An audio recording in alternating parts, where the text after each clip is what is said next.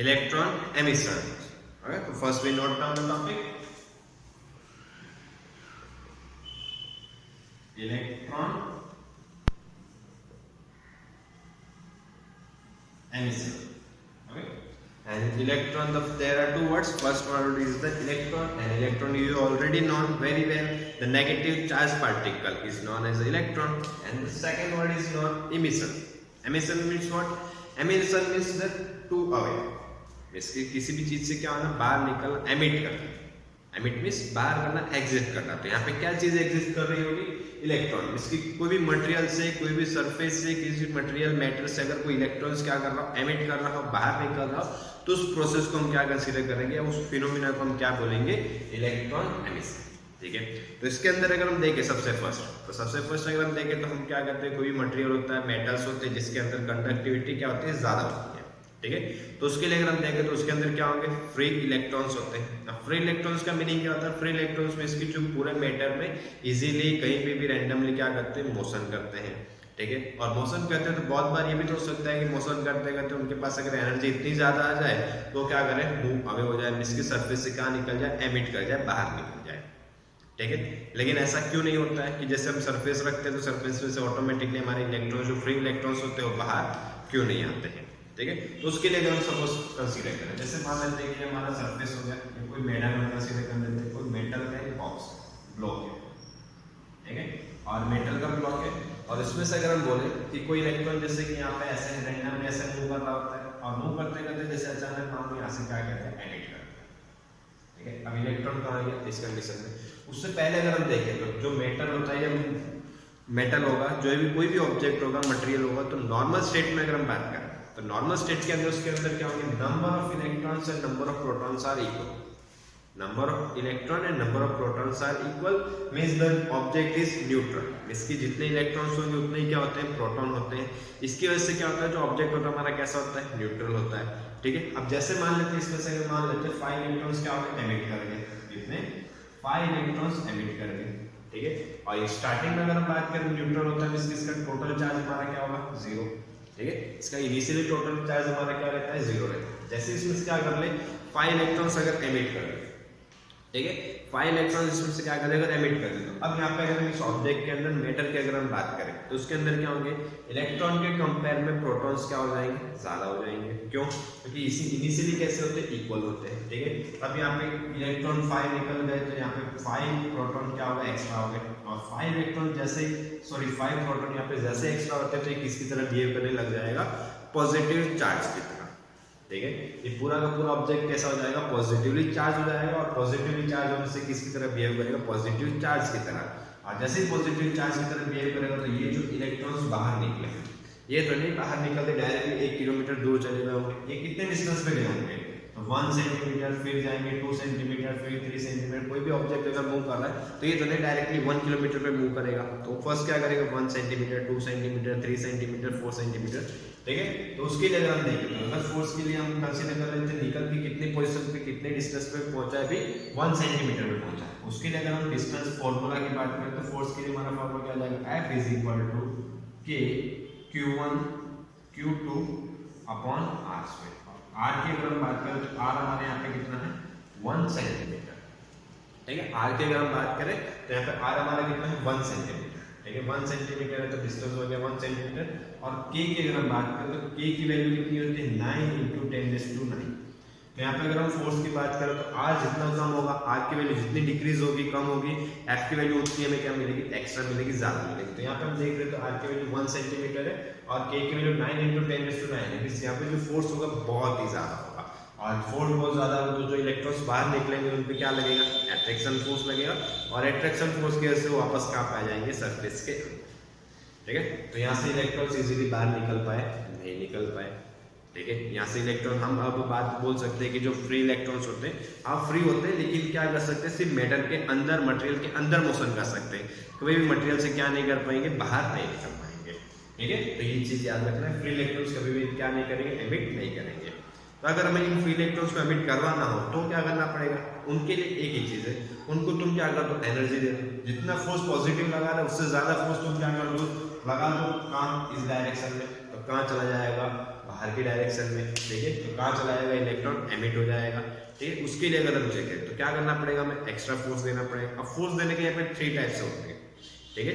एक होगा हमारा थर्मल, एक होगा फील्ड और एक होगा फोटो इलेक्ट्रिक, ठीक है। उसको थोड़ा बाद में देखेंगे, पहले हम यहाँ पे देख लेते हैं कि होगा कैसे। तो उसके लिए हमें क्या करना पड़ेगा, जैसे मान लो, ठीक है, हमें इसको क्या देनी पड़ेगी, एनर्जी देनी पड़ेगी। एनर्जी के लिए हमें एक चीज पड़ी थी, एनर्जी के लिए हम ये भी बोलते हैं, यू होता है, के भी होगा और डब्ल्यू भी होगा। ये चीज हमने ऑलरेडी पढ़ी है कि जो पोटेंशियल एनर्जी होगी, काइनेटिक एनर्जी होगी या वर्क डन होगा, वो तीनों क्या होते हैं, इक्वल होते हैं। तुम यहाँ पे एनर्जी बोल लो, वर्क डन बोल लो या काइनेटिक एनर्जी बोल लो। क्यों, क्योंकि अगर एमिट कर रहा होगा, बाहर निकल रहा होगा, तो उसके पास कुछ ना कुछ वेलोसिटी होगी, वेलोसिटी होगी तो कुछ ना कुछ क्या होगी, काइनेटिक एनर्जी की। बट वो काइनेटिक एनर्जी आएगी कहाँ से, ठीक है। तो उसके लिए हमें क्या करना पड़ेगा, वर्क करना पड़ेगा। वर्क कैसे करोगे, जैसे मान लो, ठीक है, जैसे यहाँ पे मान लेते हैं, कंसीडर कर लेते हैं, बॉक्स हो गया, ब्लॉक हो गया। इस ब्लॉक से मान लेते हैं यहाँ पे कोई एक इलेक्ट्रॉन है, ठीक है। इस इलेक्ट्रॉन को हमें क्या करना है, बाहर निकालना है। हमें क्या करनी पड़ेगी, एनर्जी देनी पड़ेगी, ठीक है। तो हम एनर्जी जैसे मान लेते हैं, इसको एनर्जी दी, तो एनर्जी देने से क्या करेगा, धीरे धीरे धीरे मूव करते करते कहाँ पे आ गया, सरफेस में, ठीक है। यहाँ पे हम 3 इलेक्ट्रॉन्स कंसीडर कर लेते हैं। एक इलेक्ट्रॉन यहाँ पे है और एक इलेक्ट्रॉन यहाँ सेंटर में और एक इलेक्ट्रॉन सरफेस के पास, ठीक है। और अगर तीनों में से मैं किसी इलेक्ट्रॉन को अगर इजीली बाहर निकालना, तो सबसे पहले इलेक्ट्रॉन कौन सा निकलेगा, तो थर्ड पॉइंट में, ठीक है। ये हो जाएगा सेकंड पॉइंट, ये इज थर्ड पॉइंट, ठीक है। थर्ड पॉइंट में जो इलेक्ट्रॉन थोड़ी सी भी एनर्जी दोगे तो तुरंत क्या आ जाएगा, सरफेस से बाहर जाएगा। उसके कंपेरेटिव टू को भी क्या करना पड़ेगा, थोड़ा और ज्यादा एनर्जी देना पड़ेगा। और थर्ड 1 पॉइंट की फर्स्ट पॉइंट पे जो चार्ज है, उसको अगर हमें इलेक्ट्रॉन को बाहर निकालना है, तो उसको क्या करना पड़ेगा, सबसे ज्यादा एनर्जी देनी पड़ेगी, ठीक है। इस सरफेस के पास जो है उसको सबसे कम, जैसे जैसे तुम डीपली अंदर जाओगे डीप में, वैसे वैसे इलेक्ट्रॉन्स को तुम्हें क्या करना पड़ेगा, ज्यादा एनर्जी देनी पड़ेगी, ठीक है। अब बोलोगे सर यहाँ से निकालो, तो देखो यहाँ से भी निकाल सकते हो, तो यहाँ पे होगा तो उसके लिए चीज हो जाएगी। यहाँ से अगर सरफेस से निकालना तो 3 को हमें क्या करना पड़ेगा, ज्यादा एनर्जी देनी पड़ेगी, ठीक है। तभी हम ये मानेंगे कि हमें इलेक्ट्रॉन को इसी सरफेस से बाहर निकालना है। तो इतनी चीज तो क्लियर हो गई कि यहाँ से इलेक्ट्रॉन को बाहर निकालने में ज्यादा एनर्जी देनी पड़ेगी और इस इलेक्ट्रॉन को सबसे कम एनर्जी देनी पड़ेगी। अब ऐसा क्यों, अब ऐसा तो नहीं कि मटेरियल तुम देखते हो, मेटल देखते हो तो अंदर से पूरा होलो रहता है, खाली रहता है, ऐसा तो होता नहीं। अंदर कैसा रहता है, सॉलिड होंगे, दूसरे बहुत से पार्टिकल्स होंगे, ठीक है। तो अगर ये मूव कर रहा होगा तो दूसरी चीजों के साथ कोलाइड होगा, तो उसके लिए तुम्हें क्या करना पड़ेगा, और एनर्जी देनी पड़ेगी, जिससे कोलाइड होकर उसकी डायरेक्शन चेंज ना हो और सीधे डायरेक्शन मोशन करना स्टार्ट कर, ठीक है। पूरा होगा उन सब चीजों के पार्टिकल्स को धक्का लगाते हुए, फोर्स करते हुए, रिमूव करते हुए, हटाते हुए वो क्या करेगा, आगे बढ़ेगा, ठीक है। तो उसके लिए हमें क्या करना पड़ेगा, वर्क डन करना पड़ेगा, उसके ऊपर फोर्स अप्लाई करना पड़ेगा। और जो फोर्स अप्लाई करेंगे जिसकी वजह से वर्क डन करेगा, ये मोशन करते करते करते करते मान लो यहाँ पे आ गया सरफेस पे, और थोड़ा हम वर्क डन करेंगे तो सरफेस से वो कहाँ जाएगा, बाहर, ठीक है। और सरफेस से बाहर लाने के लिए अब जैसे यहाँ पे हम थोड़ी सी एक चीज और कंसीडर करते हैं। जैसे अब इस इलेक्ट्रॉन के लिए हमें टोटल मान लो यहाँ से सरफेस तक लाने के लिए इसको हमें एनर्जी देनी पड़ती है, वर्क डन करना पड़ रहा है 10 जूल, ठीक है। और इसके लिए हमें वर्क डन करना पड़ रहा है, मान लेते हैं 7 जूल, और इसके लिए कितना वर्क डन करना पड़ रहा है, 2 जूल, ठीक है। सरफेस पे लाने के लिए 10 जूल और सरफेस से वापस बाहर निकालने के लिए कितना होना चाहिए, 2 जूल।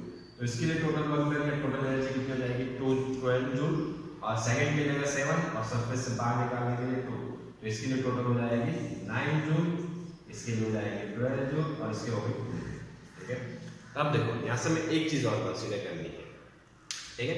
तो जो वर्क डन है सबके लिए डिफरेंट है, तो सबके लिए डिफरेंट है, तो एक मटेरियल के लिए अलग है, सब एक ही मटेरियल में अलग अलग इलेक्ट्रॉन के लिए अलग होगा, तो उसमें हमें चीजें नहीं करनी। हमें किसको कंसीडर करना है, सिर्फ जो सरफेस पे उससे बाहर निकलने के लिए जो मिनिमम एनर्जी हमें देनी पड़ेगी, ठीक है। सरफेस से बाहर निकालने के लिए जो हमें मिनिमम एनर्जी देनी पड़ेगी, उसको एक नया वर्ड दिया, एक नया टर्म दिया, उसको उन्होंने नाम दिया है वर्क फंक्शन। उन्होंने क्या नाम दिया, वर्क फंक्शन, और इसके लिए सिंबल उन्होंने यूज किया हुआ है फाई, ठीक है। उसको क्या नाम दिया उन्होंने, तो वर्क फंक्शन, और वर्क फंक्शन के लिए सिंबल क्या यूज किया, फाई। वो किसको बोलेंगे, 2 जूल। अब देखो यहाँ से इसके लिए फर्स्ट 10 जूल लेंगे, लेकिन 10 जूल देने के बाद भी इलेक्ट्रॉन बाहर निकल रहा है, नहीं, वो कहाँ पे पहुंचा, सरफेस के पास पहुंचा है, लेकिन उसको अगर सरफेस से बाहर निकालना तो 2 जूल तुम्हें और क्या करना पड़ेगा, और एक्स्ट्रा एनर्जी देनी पड़ेगी।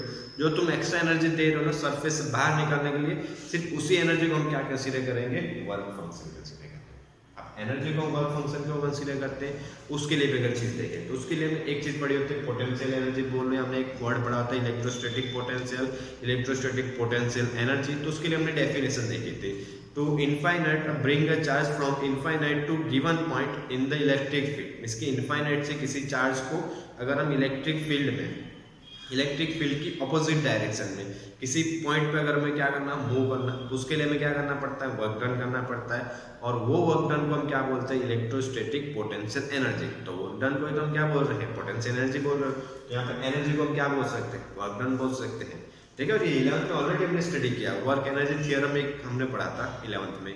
वर्क एनर्जी थ्योरम का मींस क्या होता है, काइनेटिक एनर्जी में जो भी चेंजेस होता है वो किसके इक्वल होता है, वर्क डन के। और काइनेटिक एनर्जी किसके इक्वल होती है, पोटेंशियल एनर्जी के लिए। तो ये भी तो लिख सकते हैं, potential energy is equal to kinetic energy and is equal to work done. ठीक है, तो वर्क फंक्शन बोल लो, एनर्जी बोल लो, बट हमें वर्क फंक्शन याद रखना है। ठीक है, और वर्क फंक्शन में क्या चीज याद रखनी है कि देखो टोटल एनर्जी जो होगी, टोटल वर्क होगा, उसको हम वर्क फंक्शन कंसीडर नहीं करेंगे।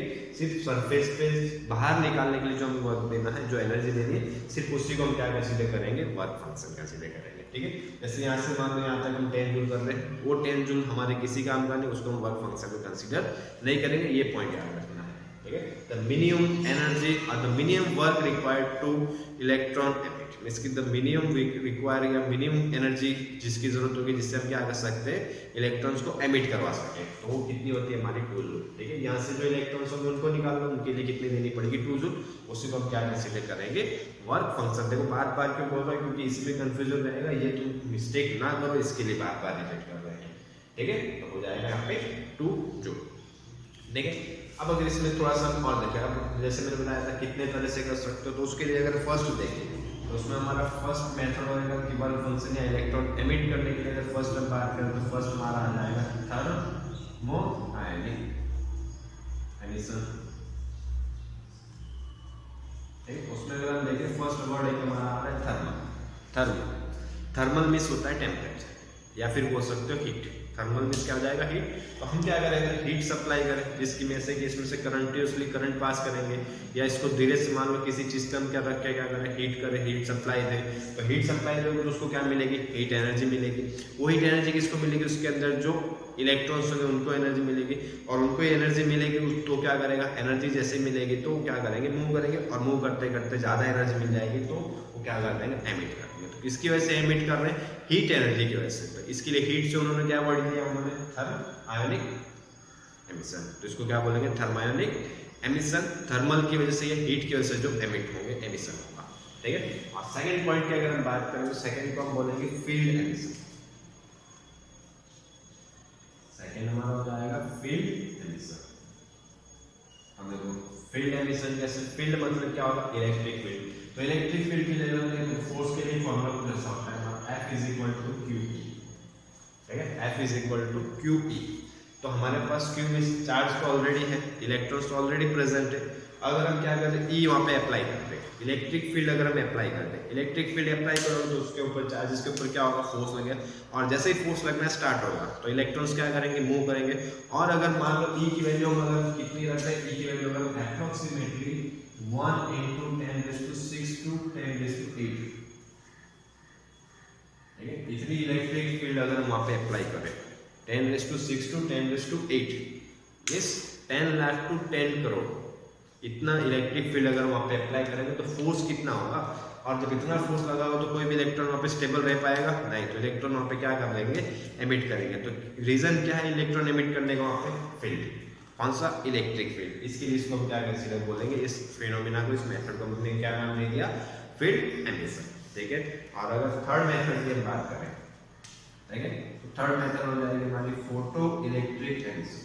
Photo electric emission. ठीक है, थर्ड टॉपिक हो जाएगा हमारा फोटो इलेक्ट्रिक एमिशन। ठीक है, फोटो इलेक्ट्रिक में अगर हम देखें, फोटोन किसको बोलते हैं, फोटोन हम बोलेंगे लाइट को। ठीक है, यहाँ पे फोटो इलेक्ट्रिक किसको कंसीडर करेंगे, लाइट को। तो अगर हम बात करें सोर्स ऑफ एनर्जी की, अर्थ के, अगर अर्थ के सरफेस पे अगर हम बात करें तो मेन सोर्स ऑफ एनर्जी तो क्या है हमारा सन। इसकी जो भी हमारी एनर्जी अर्थ पे हो इनिशियली कहाँ से आती है, सन से आती है।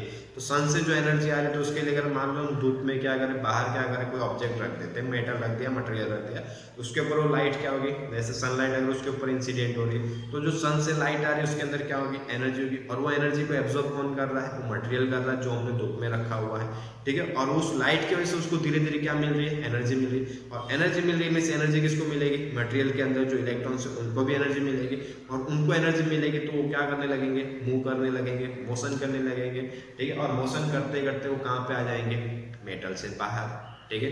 तो उसके लिए चीज क्या हो जाएगी, उस फिनोमिना को, उस मेथड को हम क्या बोलेंगे, फोटो इलेक्ट्रिक एमिशन, ठीक है। बट उसके लिए नहीं कि कोई भी लाइट तुम थोड़ा सा 2 मिनट धूप में रखोगे, 5 मिनट धूप में रखोगे तो वहां से इलेक्ट्रॉन आएंगे। उसके लिए हम क्या करेंगे, नेक्स्ट टॉपिक में हम फॉर्मूला भी डिराइव करेंगे, कितनी एनर्जी होनी चाहिए, कितनी फ्रीक्वेंसी होनी, क्योंकि जो लाइट आ रही है तो लाइट को हम क्या बोलते हैं, इलेक्ट्रोमैग्नेटिक वेव। इसकी जो वेव आ रही है तो वेव के अंदर वेवलेंथ भी होगी और फ्रीक्वेंसी भी होगी, तो कितनी फ्रीक्वेंसी होनी चाहिए उसके अकॉर्डिंग वो इलेक्ट्रॉन एमिट करेंगे या नहीं करेंगे, उसके लिए हमें क्या करना है, फॉर्मूला निकालेंगे, और वो हम स्टार्ट करेंगे नेक्स्ट लेक्चर में। अभी सिर्फ तुम्हें नाम याद रखना है कि जो इलेक्ट्रॉन एमिशन हम कितने तरीके से, कितने मेथड से कर सकते हैं, 3। First thermionic emission, field emission, और थर्ड हो जाएगा photo electric emission. Thermionic emission means किसके लिए हो जाएगा, थर्मल के यूज करके या फिर हीट का यूज करके, और अगर फील्ड एमिशन की बात करें तो इलेक्ट्रिक फील्ड का यूज करके, और फोटो इलेक्ट्रिक मींस की फोटोन का, मींस की लाइट का यूज करके अगर इलेक्ट्रॉन को हम एमिट करते हैं, ठीक है। तो ये चीज आएगी। और फ्री इलेक्ट्रॉन के लिए देखा कि हमें फ्री इलेक्ट्रॉन्स बाहर क्यों निकल रहे हैं, और एक वर्क फंक्शन वाला भी आया था, मिनिमम वर्क एनर्जी और work required to emission the emit the electron, ठीक है। तो देखो फटाफट इसका एक बार स्क्रीनशॉट ले लो या फिर इसको याद रख सकते हो, ठीक है। और इसके बाद हम नेक्स्ट टॉपिक स्टार्ट करेंगे नेक्स्ट लेक्चर में, ओके।